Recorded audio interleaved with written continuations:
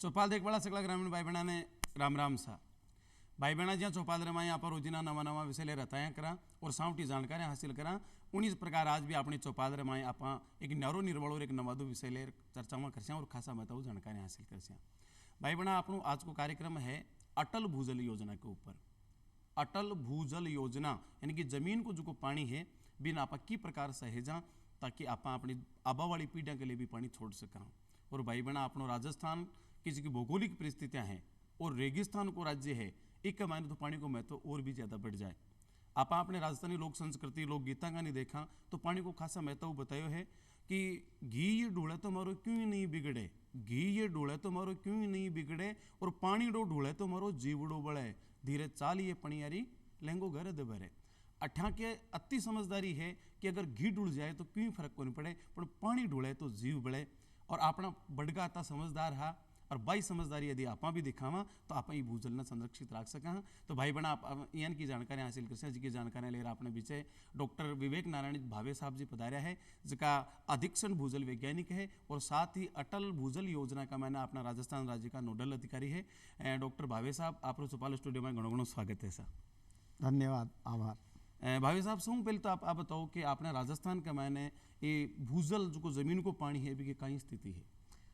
राजस्थान के संदर्भ में भूजल की स्थिति अरावली जो है राजस्थान को दो भागों में विभाजित कर रहा है, पश्चिमी राजस्थान और पूर्वी राजस्थान। तो पश्चिमी राजस्थान में औसत भूजल स्तर जो है वो 50 मीटर से 120-130 मीटर गहराई पर उपलब्ध है।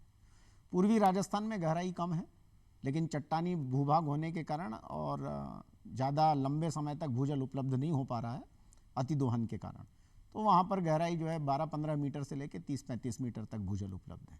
ये तो केवल भू सतह से गहराई के आधार पर अपन भूजल उपलब्धता की बात कर रहे हैं, लेकिन भूजल दोहन के कारण आज राजस्थान का 2/3 हिस्सा ये अतिदोहित ओवरड्राफ्ट या डार्क जोन जिसको पहले कहते थे उसमें आ रहा है। केवल हमारा 30% हिस्सा ऐसा है जिसको हम अभी भी कह सकते हैं कि जो थोड़ा ठीक है या सुरक्षित है।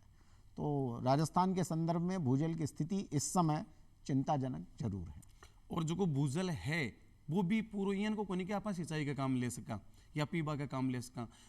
खासा मात्रा कमाइन भी कमाए, क्लोराइड भी है खासा मात्रा में, कई जगह तो फ्लोराइड भी है, कई जगह तो आप देखा अपने राजस्थान में कुबड़ पट्टी है जटे वो फ्लोराइड पानी पीबा की वजह से एक जहाँ अभी बढ़ रही है। तो आज जल विभाजक रेखा जी की आपकी अरावली है एक आथुणे और अगुणे साइड दोने की परिस्थितियाँ अलग अलग है जी भावी साहब आपने बताई। तो डॉक्टर साहब आज की आपने अटल भूजल योजना है आ कहीं है और इसका कहीं उद्देश्य है, क्यों चलाएगी, क्या चलाएगी, के बारे में आप जरूर बताओ। आपने बहुत अच्छा प्रश्न पूछा। अटल भूजल योजना जो राज्य में लागू की गई इसकी शुरुआत 25 दिसंबर 2019 को भारत के वर्तमान प्रधानमंत्री माननीय श्री नरेंद्र मोदी जी द्वारा विज्ञान भवन में घोषित की गई। यह योजना देश के केवल 7 राज्यों में लागू है, उनमें से राजस्थान एक प्रदेश है। और राजस्थान में वैसे 33 जिले हैं लेकिन 33 जिलों में से भी केवल 17 जिलों में ही ये योजना है और 17 जिलों की केवल 38 पंचायत समितियों में ही ये योजना लागू है। 38 पंचायत समितियों में लागू करने का कारण था कि 38 पंचायत समिति क्षेत्र भूजल की दृष्टि से सबसे ज़्यादा अतिदोहित यानी परसेंटेज वाइज यदि हम बात करें तो यहाँ पर लगभग 200 से अधिक प्रतिशत भूजल का दोहन हो रहा है। और 200% का मतलब ये हो गया, इसको सरल शब्दों में समझे कि यदि 100 लीटर पानी जमीन के नीचे जा रहा है तो हम 300 लीटर पानी निकाल रहे हैं। तो ऐसी स्थिति में और स्थिति इसकी खराब नहीं हो, इसको सुधारने के लिए भारत सरकार ने अन्य 6 राज्यों के साथ राजस्थान में अटल भूजल योजना आरंभ करी और ये योजना राज्य में 1 अप्रैल 2020 से शुरू हुई है और ये मार्च 25 तक कार्यरत रहेगी। यानी कि आप बताएं राजस्थान का 17 जिला की 38 पंचायत समितियां गमायनी है जिसका अतिदोहित है जैसे 200% को पानी को दोहन हो रही है। तो अब भी दोहन न रोकबा के लिए या भूजल ने संरक्षित रखबा के लिए फिर ये योजना के तहत कहीं काम करो आप। सामान्यतः भूजल दोहन रोकने के लिए 2 प्रकार के उपाय होते हैं। एक जिसको हम कहते हैं सकारात्मक या पॉजिटिव कार्य। सकारात्मक कार्य कौन से हुए? बारिश के पानी को बचाना, खेती में कम पानी की फसलें करना या अधिक गुणवत्ता युक्त सिंचाई के साधन उपयोग में लाना जिससे हमारे पानी की बचत हो। साथ में बारिश के पानी को रोकने के लिए, सहेजने के लिए, संरक्षण के लिए संरचनाएं बनाना। ये तो सकारात्मक कार्य हो गए। एक कार्य होता है विधायी कार्य।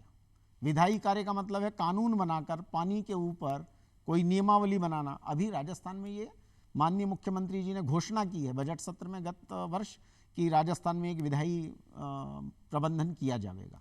ये कारण इसलिए करना पड़ रहा है कि भूजल की स्थिति राज्य में बहुत गंभीर है, और यदि अभी भी इसके ऊपर सकारात्मक रूप से जनसहभागिता से काम नहीं किया गया तो आने वाले वर्षों में हमको सिंचाई तो छोड़िए, पेयजल के लिए भी बड़ी दिक्कत होगी। सरकार ने इसको गंभीरता से समझा और सरकार दोनों तरफ से इस काम को करने के लिए कटिबद्ध है। विधायी कार्य के रूप में भूजल संरक्षण प्राधिकरण भी बनाने जा रही है सरकार, और साथ ही साथ सरकार जो है खेती के क्षेत्र में और बूंद बूंद पद्धति, फंवारा पद्धति को बढ़ावा देकर और अधिक से अधिक कम पानी में फसल क्षेत्र को बढ़ाना चाहती है। अटल भूजल योजना में ये कार्य किया जा रहा है। आप जी बताइए कि कम पानी वाली फसलों पर भी ज़्यादा जोर दी जा रही है, तो कौन कौन सी फसलें हैं कि कम पानी वाली फसलें वैसे के? जैसे मैं आपको बताऊं कि चना है, आपका सरसों है, ये ऐसी फसलें हैं जिनमें कम पानी लगता है। बिल्कुल, सरकार दोनों चीज़ों की तरफ ध्यान दे रही है। सरकार ये कह रही है कि जहाँ ज़्यादा पानी लगता है, उदाहरण के लिए गेहूँ है, लहसुन है, इसमें ज़्यादा पानी लगता है, तो सरकार ये चाहती है कि जहाँ ज़्यादा पानी लग रहा है लेकिन भूजल उपलब्ध नहीं है, तो कई क्षेत्र ऐसे थे जहाँ भूजल के आधार पे हम किसानों को देखते हैं जो धान की फसल कर रहा है। अब धान की फसल सबसे ज़्यादा पानी की फसल है, गन्ना सबसे ज़्यादा पानी की फसल है, तो भूजल दोहन करके धान और गन्ना उपजाएं, ये तो ठीक बात नहीं होगी। जब हमारे राजस्थान का 70% हिस्सा अतिदोहित है, तो स्वाभाविक रूप से जहाँ सतही जल उपलब्ध है, नहर का पानी उपलब्ध है, उन क्षेत्रों में तो धान और गन्ना की फसल ली जाए, लेकिन जहाँ सतही जल उपलब्ध नहीं है वहाँ पर हमें चाहिए कि किसानों को इस बात के लिए प्रोत्साहित किया जाए कि मोटे अनाज और सरसों और चना, तिलहन वाली फसलें जो है वो उत्पादित की जाए। और हमारे 2023 के साल ने तो पूरा विश्व के में मोटा अनाज वर्ष भी घोषित करे है, और वो एक में न्यूट्रिशन भी ज़्यादा है, तो मोटा अनाज में कम तो पानी लगे और अच्छे अपन पोषण मिले, तो निश्चित रूप से आप एक साथ कई काम कर सकें। आप बताओ कि किसान ज़्यादा पानी को दोहन करे, और भाई जायज भी है करी सी वो फसलों के लिए, तो किसान ये कौन सा तौर तरीका अपनावे जिसमें वो कम पानी का मैंने अच्छी फसल ले सके? सरकार का ये प्रयास है अटल भूजल योजना के माध्यम से, मुख्य रूप से 3 बिंदुओं के ऊपर ये योजना कारगर हो रही है। सबसे पहला तो है कि जनता के बीच में जाके जन सहयोग से ग्राम पंचायत स्तर के जल सुरक्षा योजना बनाना।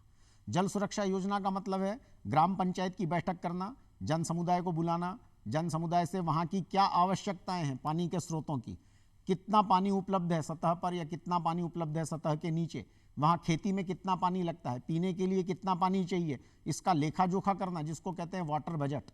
ये जनता के साथ बैठ के, जन समुदाय के साथ बैठ के ये तैयार किए जा रहे हैं अटल भूजल योजना क्षेत्र में। तो इस समय हम 1139 ग्राम पंचायतों में ये योजना क्रियान्वित कर रहे हैं। यहाँ पर जनता को ये बताया जा रहा है कि यदि जनता, जैसे हिवरे बाजार का उदाहरण हमारे सामने है, महाराष्ट्र का अहमदनगर का जिले का एक गांव है, पोपटलाल पवार जी वहाँ के सरपंच हुआ करते थे। उन्होंने गांव में जागृति लाकर लोगों को चेतना दी कि आप अपने गांव के पानी की पहले गणना करना सीखें, उसके अनुसार फसल का चयन करें, और आज की तारीख में वहाँ पे बहुत बड़ा एक, जिसको कह सकते हैं हम, कि परिवर्तन हुआ है कि जल जागरूकता बढ़ी है और लोग पानी की उपलब्धता के अनुसार वहाँ खेती की फसलें तय कर रहे हैं कि हमें कौन सी फसल करनी चाहिए। इस प्रकार का जमीनी स्तर पे परिवर्तन लाने के लिए अटल भूजल योजना क्रियान्वित की जा रही है। तो राजस्थान में मैं आपको बताना चाहूँगा कि 1 बीघा क्षेत्र में यदि हम कोई एक औसत फसल करें तो 1 लाख लीटर पानी लगता है, लेकिन इसी काम को हम फंवारा पद्धति से करें तो ये काम हमारा मात्र 40,000 लीटर में हो सकता है, और हो रहा है। इसका मतलब है हम 60% पानी की बचत 1 बीघे में कर सकते हैं। यदि हम कोई सब्जी का फसल उगा रहे हैं, उसको यदि हम ड्रिप से, बूंद बूंद पद्धति से सिंचाई दें, तो जो 1 लाख लीटर पानी लगता है नालियों की विधि से पानी देने में, उसकी बजाय हम केवल 25 से 30,000 लीटर में काम कर सकते हैं, यानी हम 60 से 70% पानी बचा सकते हैं। तो केवल सिंचाई के मामले में भी यदि हम ड्रिप और स्प्रिंकलर, जिसको फंवारा और बूंद बूंद पद्धति कहते हैं, इसको भी यदि काश्तकारों तक, किसानों तक पहुंचाने में कामयाब हो गए, तो मैं समझता हूं अटल भूजल योजना की यह सबसे बड़ी सफलता होगी कि हम राजस्थान जैसे मरु प्रदेश में किसानों को कम पानी में फसल लेने के लिए प्रोत्साहित कर पाएंगे। और इनमें सरकार ने कई प्रकार के सब्सिडी भी दे रखी हैं, तो वो भी किसानों को उपलब्ध है, किसानों ने इसका फायदा उठाना चाहिए। अच्छा, कुल मिला रहा बात है कि किसान यदि थोड़ी समझदारी से आधुनिक तकनीकों को प्रयोग करे, जी हाँ डॉक्टर साहब बताया कि सब्जी कर रही है वो तो आप ड्रिप सिस्टम लगाओ भी कमाएं, बूंद बूंद से सिंचाई हो रही है और अपना बहुत ज़्यादा पानी भी कमाएं बचा सका हाँ। और आप क्यारी दोहरा कमाए ने फालतू को पानी को अपव्यय कर रही हैं, जठे पौधों नहीं है बठे भी पानी जा रही है बिकॉज जड़ तक की जाए फंवारा सिस्टम भी एक बहुत बढ़िया है, कम पानी कमाना आप अच्छी उपज ले सका। तो डॉक्टर साहब इसकी राय है अब बहुत अच्छी है। और साथ एक बात अभी है कि अपन सब्सिडी भी मिल रही है, तो आप सब्सिडी को भी फायदो ले सका, आप सुविधा युक्त भी मैंने मेहनत भी कम करनी पड़ रही है और पानी भी बच रही है। तो ये समझदारी के साथ यदि आप काम करा तो निश्चित रूप से देखो एक सरकार को या विभाग को ही दायित्व को नहीं कि वह कुछ अपने लार पड़ा रहे, आपनों भी कुछ नैतिक दायित्व है कि आप विभाग की हेल्प करा बाका का विचार है बाना समझ और बी के अनुसार खुद ही आगे बढ़ जावा और आप खुद रहे तो निश्चित रूप से अपना देश समृद्ध बन सी। आप डॉक्टर साहब एक बताइए कि पोपट लाल जी पंवार जी का सरपंच का एक बताइए कि पहले जल गणना करो, पानी की गणना बाकी प्रकार से करे जाए जी। मतलब अटल भूजल योजना में जो अभी हम लोग ग्राम पंचायत स्तर पर काम कर रहे हैं उसमें जो जल बजट यानी जो आपने कहा कि पानी की गणना कैसे की जाए, तो एक ग्राम पंचायत में कितनी तो भूमि उपलब्ध है, उसमें से कितनी सिंचित भूमि है, कितनी असिंचित भूमि है, कितनी जनसंख्या है, उसको कितना पीने का पानी चाहिए, यदि कोई इंडस्ट्री उद्योग है तो उस उद्योग को कितना पानी चाहिए, पशु हैं तो कितने पशु हैं उनको कितना पानी चाहिए, साल भर में उस पानी की हम गणना करते हैं। उदाहरण के तौर पे आदमियों को यानी मनुष्यों को पीने के पानी की जो उपलब्धता है वो 50 लीटर प्रतिदिन प्रति व्यक्ति के हिसाब से गणना करते हैं।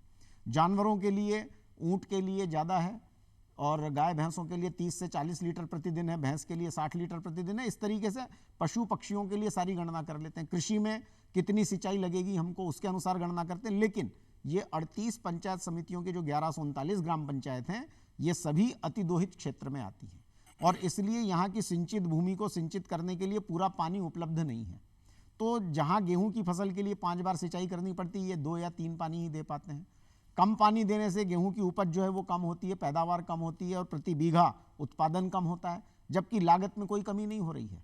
इसलिए हमारी सलाह होती है कि जब हम अपने गांव का या अपनी पंचायत का जल बजट बनाएं तो हम ये तय करें, हम बता रहे हैं ग्रामवासियों को कि हमारे पास पानी इतना उपलब्ध है, इस पानी में हमको ये गेहूं की फसल की बजाय हमको चना है, मक्का है, जौ है, बाजरा है, स्थानीय जो उपयोग की चीज़ें हैं उनकी ज़रूरतों के अनुसार फसल बोनी चाहिए और जल उपलब्धता के अनुसार सब्जी भाजियों को हमको बढ़ावा देना चाहिए या हमको हॉर्टिकल्चर यानी जिसको हम कहते हैं फलोद्यान उनके ऊपर हमको बढ़ावा देना चाहिए ताकि हमारे पानी की बचत हो। इस हिसाब किताब को वाटर बजट कहते हैं जी। और ये हम गांव वालों को 1139 ग्राम पंचायतों में अटल भूजल योजना के अंतर्गत बता रहे हैं।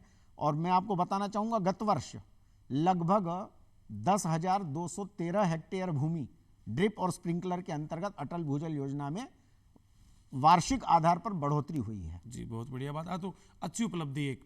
अच्छा मेरू मानव है कि पानी को दोहन जी आप बताए कि 17 जिला की 38 की पंचायत समितियाँ बाने आप चिन्हित करिए। मेरो मानव वो है कि पानी को दोहन बठे ज़्यादा हुए जठे पानी ज़्यादा हुए, पानी की उपलब्धता ज़्यादा है, भूजल कम गहरो है, जी आप पूर्वी राजस्थान में है अठीने फुहारों को प्रयोग भी कम करे, कैरी दोहरा में करे तो ज़्यादा दोहन बे करे तो बा लोगों ने आप की प्रकार समझो या बा योजना कहीं बटे कहीं की प्रकार से सक्रिय रहे। आपने अच्छा प्रश्न पूछा। मैं यहाँ राजस्थान की सभी देश प्रदेश की जनता को, जन समुदाय को आग्रह करना चाहूँगा कि पश्चिमी और पूर्वी राजस्थान आज की तारीख में भूजल दोहन के हिसाब से कोई विशेष अंतर नहीं है। पूर्वी राजस्थान में भी कई क्षेत्र ऐसे हैं जहाँ पर गर्मी के दिनों में पानी की किल्लत है और ये पानी की किल्लत आपने जैसा कहा यदि पानी उपलब्ध है तो काश्तकार हो चाहे कोई भी व्यक्ति उस पानी का उपयोग करता है। जहाँ पानी उपलब्ध है वहाँ पर सिंचित भूमि बढ़ रही है। कोई भी किसान पानी उपलब्ध हो, सिंचाई के लिए भूमि उपलब्ध हो तो पानी का दोहन नहीं रोकेगा और इसलिए बारिश के पानी को रोककर और उसको सहेजना, समेटना, संरक्षण करना आज महती भूमिका हमारी। मैं आपको बताना चाहूँगा राजस्थान में औसत वार्षिक वर्षा जो है वो लगभग 550 से 600 मिलीमीटर होती है, लेकिन बारिश के दिन हमारे घट के 28 से 32 दिन रह गए। पहले हम उसको चौमासा कहते थे, 120 दिन बारिश होती थी। आजकल औसतन बारिश वही हो रही है लेकिन 120 दिन से घट के वो 28 से 32 दिन में ही हो रही है और इसलिए प्रतिदिन गिरने वाली बारिश की मात्रा ये बढ़ गई है।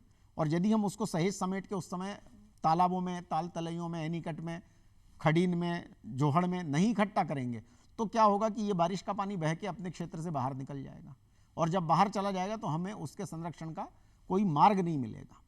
तो ये हर खेत में पानी रोकने की जो पद्धति थी या हर गांव के पानी को गांव में रोकने की पद्धति थी, इस पर हमको विचार करना पड़ेगा। अटल भूजल योजना में इसको हम सप्लाई साइड इंटरवेंशन कहते हैं, यानी जल आपूर्ति का भी प्रबंधन हम अटल भूजल योजना में कर रहे हैं। एक तरफ लोगों से कह रहे हैं ड्रिप स्प्रिंकलर पाइपलाइन को बढ़ावा दीजिए जिससे खेती में पानी की मात्रा कम लगे, और दूसरी तरफ जहां पर आपने कहा कि ड्राई एरिया है या जहां भूमिगत पानी सूख रहा है, वहां पर जल संचयन की विधियों के माध्यम से बारिश के पानी को जमीन में डालने का काम भी हम कर रहे हैं। तो मुख्य रूप से अटल भूजल योजना मांग आधारित योजना है जिसमें किसानों को ड्रिप स्प्रिंकलर पाइपलाइन को बढ़ावा देने के प्रयास चल रहे हैं। साथ ही जहां पर भूजल स्तर बहुत तेजी से नीचे गिर रहा है वहां पर तालाब है, एनीकट है, बांध है, परकोलेशन टैंक है, सीसीटी है, गली प्लग है, इनके माध्यम से भी गिरते बारिश के पानी को रोकना और रोककर जमीन में रिचार्ज करने का काम इस योजना में हम कर रहे हैं। अपन देखा इतिहास में उठार देखा तो अपना मालवा और उसका मेवाड़ का जगह पहले का शासक है वह जल संरक्षण का मैं बहुत बढ़िया काम करियो। आज भी उदयपुर ने झीला की नगरी के और मेवाड़ रियासत को जो इलाकों भी में सर्वाधिक झीला बनाई बैठा का राजा। और ये मालवा में भी देखा तो कहे कि डग डग रोटी पग पग नीर मालव धरती गहन गंभीर, तो बैठांगे भी राजा भोज है, मुंज है, जल संरक्षण को बहुत काम करियो और बस प्रभावित हो लोग भी सेठ साहूकार भी जोड़ा बनाया, तालाब बनाया। तो ऐसी पुरानी जल संरक्षण की विधियां ही कई अविधियां ने भी प्रोत्साहित या अन्य भी पुनः जीवित करने को प्रयास, जहाँ बावड़ियाँ सूखी पड़ी है, जोड़ा पड़ा, तो इनमें भी कहीं अटल भूजल योजना में कोई इनको प्रावधान है कि? हाँ बिल्कुल, आपने बहुत सही कहा। पहले रियासतकालीन समय में लगभग हर गांव में या हर बड़ी जनसंख्या जहाँ रहती थी उसके आसपास कोई तालाब हुआ करता था। धीरे धीरे आप देखिए कि जैसे जैसे जनसंख्या बढ़ती जा रही है वैसे वैसे जल स्रोत सिकुड़ते जा रहे हैं, और जल स्रोत सिकुड़ने के कारण जल समस्या हमारी बहुत बड़ी समस्या बन गई। हालांकि राज्य सरकार एक लोक कल्याणकारी राज्य में प्रयासरत है कि सभी को जल उपलब्ध रहे, लेकिन इसके लिए केवल सरकार के भरोसे काम करने से काम नहीं होने वाला। बिल्कुल, कोई भी कार्य तब सफल कहलाता है जब उसके साथ जन सामान्य जन भी जुड़ जाए। तो राजस्थान में मैं समझता हूं कि जल बचाने की परंपरा काफ़ी पुरानी है। मैंने जितना राजस्थान देखा है उसमें कोई भी राजस्थान का किला ऐसा किला नहीं मिलेगा जिसमें वर्षा जल संरक्षण की व्यवस्था नहीं की गई हो। बिल्कुल, आप चाहे चित्तौड़गढ़ का किला देखें, चाहे आमेर का किला देखें, चाहे जैसलमेर का किला देखें, सब चाहे गागरोन जैसा एक छोटा सा झालावाड़ का भी किला देखें, तो सब जगहों पर वर्षा जल से पानी इकट्ठा करने की संरचनाएं उस जमाने में भी की गई थी। बिल्कुल, यानी ये कोई ऐसा विषय नहीं है कि वर्तमान में या नए भूजल वैज्ञानिकों ने इस विषय को खोज की हो या इसको चालू रखा हो। जहां जहां मानव सभ्यता रही है वहां वहां पानी का महत्व उनको मालूम था। बात केवल इतनी सी है कि हम सब चीजें आजकल सरकार की ओर देखते हैं कि सब कुछ सरकार करे, उसकी बजाय जन समुदाय यदि अपना सहभाग सरकार के साथ मिला दे तो सभी काम तेजी से पूरे होंगे, और उसमें हमारा अपनत्व का भाव आता है कि मैं इस तालाब को देखने वाला मैं भी हूं, केवल सरकार नहीं है। सामान्य जन भी जब उसके साथ अपना लगाव बनाता है जब उसका कुछ श्रम उसमें लग रहा हो। तो हमारा ये प्रयास है। और अटल भूजल योजना में भी हम लोगों ने सीकर जिले की 3 पंचायत समितियां हैं, नीमका थाना, पाटन और एक पंचायत समिति और है, उसमें source sustainability Ajitgarh source sustainability के लिए कि कैसे पेयजल स्रोतों को अटल भूजल योजना के अंतर्गत संरक्षित करके और इस प्रकार बनाया जाए ताकि पेयजल की उपलब्धता जो है निर्बाध और सतत रूप से उपलब्ध रहे। तो इसके लिए भी हम लोग प्रयासरत हैं। आशा है कि मार्च 25 तक जब ये योजना पूरी होगी, राजस्थान की इन 38 पंचायत समितियों में मेरा जो आकलन है राज्य नोडल अधिकारी के नाते कि कम से कम 300 से 500 के बीच ग्राम पंचायतें ऐसी होंगी जो मेरा अनुमान है जो अपनी ग्राम पंचायतों के जल संरक्षण के प्रति और ऑप्टिमम यूटिलाइजेशन, जिसका अधिकतम उपयोग करके कैसे पानी बचाया जाए, इसके ऊपर कारगर हो जाएंगी, ऐसा मेरा अपना मानना है। एक मैं आपका निजी विचार जनता तक पहुंचाना चाहूँ कि ये बताओ जी, कई लोग ये का है कि जो पुराना अपना कुआ पड़ा है खाली तालाब या बावड़ी है वहाँ कचरा का ढेर बना दिया, कचरो ना कह, यानी कि भाई नैतिक रूप से यानी कि बहुत कमजोर लोग हैं, वह लोग है ना, आप कहीं कहना चाहो? मेरा सभी से निवेदन है, सभी जन समुदाय से, कि अपने यहाँ स्थानीय जो जल स्रोत हैं, पुरानी बावड़ियाँ हैं, टाँके हैं, तालाब हैं, इनमें कचरा नहीं डालें। और मैं राजस्थान पत्रिका है, भास्कर है, ये 2 समाचार पत्र हैं जो देश में और राज्य में विशेषकर गर्मी के दिनों में जल सरोवरों की और स्रोतों की सफाई का काम ये हाथ में लेता है। तो ये जनता का कार्यक्रम है, राज्य सरकार भी इसमें बहुत महत्वपूर्ण भूमिका निभा रही है। मैं जनता से आग्रह करूंगा कि अपने अपने स्थानीय जल स्रोतों को स्वच्छ रखने की एक दृष्टि से उसके पीछे लगना पड़ेगा। और यदि हम उसको हमेशा एक स्मरण रखें जन समुदाय के साथ कि अपने स्रोत को हम खराब नहीं होने देंगे, उसको हम बचाएंगे, तो मैं समझता हूं कि राजस्थान जैसे मरु प्रदेश में भी पानी की कमी नहीं होगी। बिल्कुल सही है। और एक आप अगर बारिश को पानी है बिना आप कोई तालाब में तलैया के मायने इकट्ठो कर सिंचाई के रूप में भी काम ले सकें, अगर इन कोई योजना स्कीम है तो भी के बारे में जरूर बताओ आप। अटल भूजल योजना में देखिए कि हम लोगों ने जो योजना में अभी काम कर रहे हैं, इसमें लगभग हर किसान को फार्म पॉन्ड बनाने की एक योजना है। इसमें जो भी किसान चाहे कि उसके पास समझिए 10 बीघा जमीन है, तो वो 1 बीघे के अंदर अपना एक फार्म पॉन्ड बना ले, तो 9 बीघे में वो अच्छी सिंचित कृषि कर सकता है। बारानी या सूखी खेती करने की अपेक्षा वो एक फार्म पॉन्ड बना ले। फार्म पॉन्ड के ऊपर सरकार ने जो है सब्सिडी का भी प्रावधान रखा है, तो वो वर्ग विशेष के अनुसार सब्सिडी अलग अलग जगह अलग अलग है। तो जिस श्रेणी में वो वर्गीकृत है किसान, उस वर्गीकरण के अनुसार उसको सब्सिडी प्राप्त हो सकती है। तो अपने खेत पर पानी सहेजने से फार्म पॉन्ड में आपकी भूजल पर निर्भरता 2 या 3 सिंचाई के लिए कम हो जाती है, और उतना ही पानी हमारा भूजल में संरक्षित भी हो जाता है। तो मैं तो चाहूँगा कि जितने भी किसान 38 पंचायत समितियों के हैं, वे थोड़ा सा योजना बनाकर अपने खेत पर फार्म पॉन्ड बनाएं, फिर फार्म पॉन्ड के पानी को ड्रिप या स्प्रिंकलर के सहायता से सिंचाई करें, तो 2/3 जो हमारा अभी 1 लाख लीटर प्रति बीघा पानी लगता है, उसमें वो 60% 60 से 70 हज़ार लीटर पानी प्रति बीघा बचत कर सकते हैं, जिससे वो अगली दूसरी तीसरी सिंचाई भी उसमें उपलब्ध हो सकती है फार्म पॉन्ड से। तो इसको प्रैक्टिकल में यानी प्रायोगिक रूप से धरातल पर करने की आवश्यकता है। मालूम सबको है, लेकिन सक्सेसफुल वही है, सफल वही हुआ है जिसने उसको कारगर रूप से लागू कर दिया। तो ये लागू करने का आह्वान जरूर मैं सभी काश्तकारों से करूंगा कि व्यक्तिगत हित, समाज हित, राज्य हित और जल संरक्षण के लिए इस प्रक्रिया को वो पालन करें। आपने राजस्थान की मिट्टी इसकी बड़ी रेतीली है, पानी ने इकट्ठो करा तो वह पानी ने सोख ले, तो ये फार्म पॉन्ड को इनको तरीको बताओ कि कहीं के प्रकार पानी सोखे भी नहीं, भी फार्म पॉन्ड में पानी किया इकट्ठो करा, कट्ठियों से भी कमाए पानी आओ किया ढलान दिया, एक बार हम जरूर बताओ आप। सामान्यतः कृषक ये अपने क्षेत्र के ढाल को, खेत के ढाल को अच्छे से समझता है, और चूंकि वो वर्षानुवर्ष वहाँ पे खेती कर रहा है, तो उसको मालूम है कि मेरे खेत पे बारिश का पानी किस कोने में आके इकट्ठा होता है, जिसको हम कहते हैं ग्रेविटेशनल फोर्स से अपने आप बहकर पानी आता है और एक जगह इकट्ठा होता है। तो जहाँ वो पानी इकट्ठा होता है उस जगह पे एक वो 20 मीटर गुणा 20 मीटर गुणा 3 मीटर गहराई का एक फार्म पॉन्ड बना ले। इसको बनाने के बाद वो ड्रिप स्प्रिंकलर का उपयोग करे। जहाँ तक आपने कहा कि प्लास्टिक की रेतीली क्षेत्र में पानी जमीन में चला जाता है, तो अरावली के पश्चिमी भाग में यानी खासतौर से जैसलमेर, बाड़मेर, सीकर, झुंझुनू, चूरू, नागौर, तो हालांकि इसमें चूरू नागौर जिला नहीं है, जैसलमेर जिला है इसमें, और सीकर झुंझुनू अटल भूजल योजना में क्षेत्र है, उधर हनुमानगढ़ क्षेत्र है। तो इन जगहों पर जो तालाब बनते हैं, फार्म पॉन्ड बनते हैं, इसमें प्लास्टिक की शीट बिछाते हैं ताकि वो पानी रिस के जमीन के नीचे नहीं चला जाए। इन जिलों में जमीन के नीचे जो पानी है वो साधारणतः खारा पानी है, और इसलिए जब वो फार्म पॉन्ड में पानी की बचत करता है तो स्वच्छ जल पानी वो फार्म पॉन्ड में इकट्ठा करता है, जिससे वो सिंचाई कर सकता है। लेकिन दक्षिण पूर्वी राजस्थान में नीचे सतही जल जो है उसको यदि रिस कर जमीन के नीचे चला जाएगा तो वो चूंकि बहुत ज़्यादा खारा नहीं है भूजल, इसलिए यदि रिश्ता भी है तो भी वो भूजल की गुणवत्ता को बढ़ाता ही है।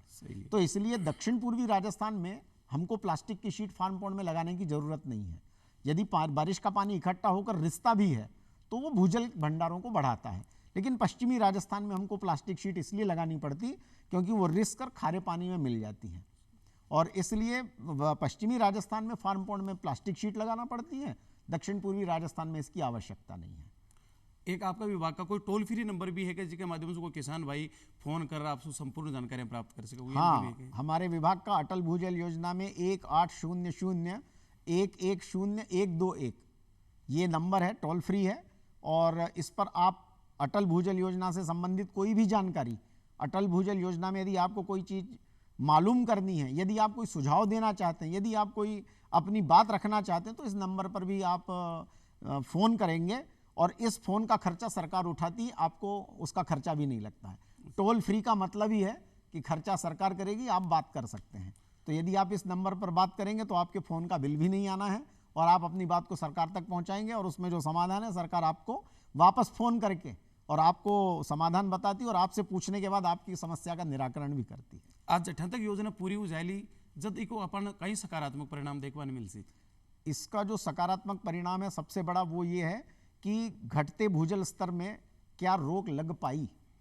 तो मैं मानता हूं कि जैसे अभी वर्तमान में लगभग 1 मीटर प्रतिवर्ष की दर से भूजल स्तर राज्य में नीचे गिर रहा है।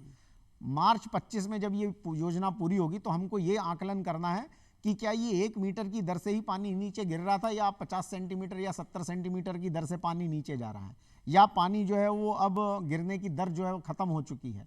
तो मेरा मानना है कि भूजल स्तर गिरने की दर तो समाप्त नहीं होगी, लेकिन जो दर 1 मीटर है ये निश्चित रूप से 50 या 60 सेंटीमीटर प्रतिवर्ष की दर तक घट सकती है। तो भी एक सकारात्मक परिणाम होगा कि जनता इस बात को समझती है, जन समुदाय इस बात को समझता है कि भूजल स्तर निरंतर गिरने वाली प्रक्रिया है क्योंकि दोहन ज़्यादा है। लेकिन जब हम बारिश के पानी को रोककर और ड्रिप स्प्रिंकलर पाइपलाइन की सहायता से कम पानी में फसल करने की विधियों को अपनाएंगे तो जो गिरता भूजल स्तर है उसकी दर में रोकथाम निश्चित रूप से होगी। तो डॉक्टर साहब आप चौपाल स्टूडियो में पधार्या और खासा महत्व जानकारी दी वास्ते आपने घना रंग घणो धन्यवाद। और भाई बहना वो आपनो आज को चौपाल कार्यक्रम जिके मैंने अपने अपन खुद ने भी भूमिका निभानी है और आगे की योजना है अपनी सरकार की जी योजना भी सफल बनानी है। एक समझदार नागरिक को दायित्व निभाता हुआ यहाँ अपन ने भी जी डॉक्टर साहब बातें बताई बान फॉलो करनी है।